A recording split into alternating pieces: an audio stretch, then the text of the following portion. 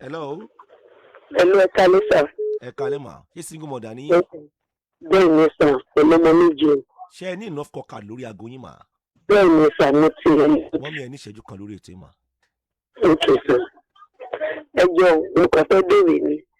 Nígbà tí ọkọ mi ti kọ̀ mí, ó ṣe pé fún mi ní ìwé kan sílẹ̀ láti bí ọmọ yẹn lọ 15 years, second born mi lọ 15 years náà. Kò ní nǹkan kan tó fẹ́ ṣe lórí àwọn ọmọ láti jọ yìí. Ṣé tó bá wá yá tó bá dàgbà, ṣé kò ní sọ wípé òun fẹ́ gba ọmọ? Ìyẹn ní èjì, ó wù mí ó wù mí láti rìn máa rí padà. 50 years of age ni now. Because kí n enjoy kí n máa dágbé bùkátà, then kí n máa dágbé kókè yẹn pé oríṣiríṣi ọ̀sán máa sọ̀rọ̀ sí mi bí mo ṣe fẹ́ ìjọba fẹ́kẹ̀ gbà mí ní oṣù. Ariwo wà bẹ́ẹ̀ yẹn mà. Ṣé ọmọ kan lẹ bí fún ọkọ yín yẹn mà? Ọmọ méjì náà ni mo bí fún. Kí ni èjì àkọ́bí? He's 17 years now. Ìkejì ńkọ́ mà? Ọmọ 14 years old now. Kí ni èjì ti yín 50? Bẹ́ẹ̀ni sir. Ẹ kò lè ọkọ yín tó how many years back? That 14 years old náà ni mo kúrò, bébí yẹn náà ni mo gbé kúrò lẹ̀.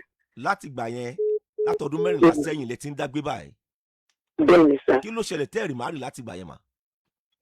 Ìyá mo kàn fẹ́ kí n báwọn ọmọ yẹn rìn jìnnà kó má di pé bóyá nígbà tó bá yá ẹni tí mo bá ní mo fẹ́ lọ fẹ́ náà nǹkan tó ṣẹlẹ̀ lákọ̀ọ́kọ́ ṣé kò ní ṣẹlẹ̀ lẹ́ẹ̀kejì. Ẹ sọ gbólóhùn kan mà, ẹni pé ṣé nígbà tó bá yá kò ní fẹ́ gbà wọn mọ́ àbí? Bẹ́ẹ̀ni sir. Ẹ gbọ́ tèmi.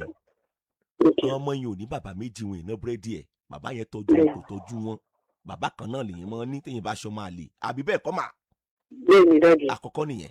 Ẹlẹ́ẹ̀kejì, ọmọ wo lẹ́ sọ pé wọ́n fẹ́ gbà báyìí?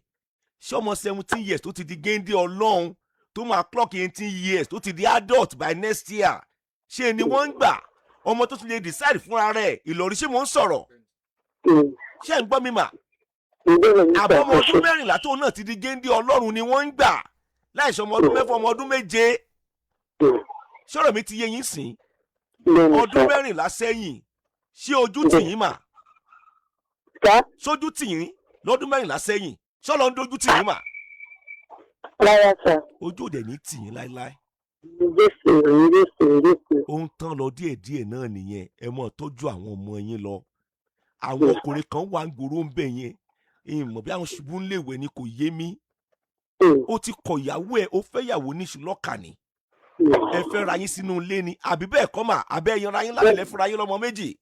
Rárá sà, rárá sà. Àti pé ìyá dé, ìyẹn ò ní kó má tọ́jú ọmọ tóbìnrin yẹn bí fún ẹ.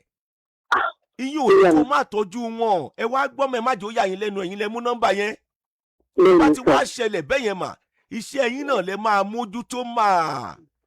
Ọkùnrin ó gbọ́mọ, ọkùnrin ò gbọ́mọ, ìyẹn kọ́ lọ̀rọ̀ báyìí sìn, ọmọ yín ti di géńdé Ọlọ́run. Tó bá wù yín láti rìmárì, ẹ rìmárì. Tó bá wù yín láti ṣe bẹ́ẹ̀. Ṣé mo ń sọ̀rọ̀ mà? Tó bá wù yín láti ṣe bẹ́ẹ̀, ẹ rìmárì. Tí ó bá dẹ̀ wù yín, ẹ̀yin lẹni láì fún yín. Ṣùgbọ́n àwọn ọmọ yẹn, Ọlọ́run ò ní jẹ́ kí kò ní jẹ́ káṣírí yín ó tú lórí wọn. Ọkùnrin kan wà ń gbòòrò bẹ́ẹ̀ yẹn, kódà kí ọwọ́ ìjọba tẹ̀ wọ́n, kán tì wọ́n sọ́tún, kán tì wọ́n sósì, tán bá ti sanwó bí ẹ̀ẹ̀mejì bí ẹ̀ẹ̀mẹ́ta wọn tún ní sanwó mọ́.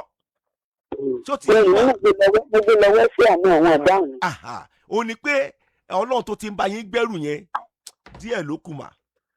Ọlọ́run ní fi yín sílẹ̀ pẹ̀lú agbára Ọlọ́run ẹ kú kalẹ̀. Yes, ma'am. No, no, madam.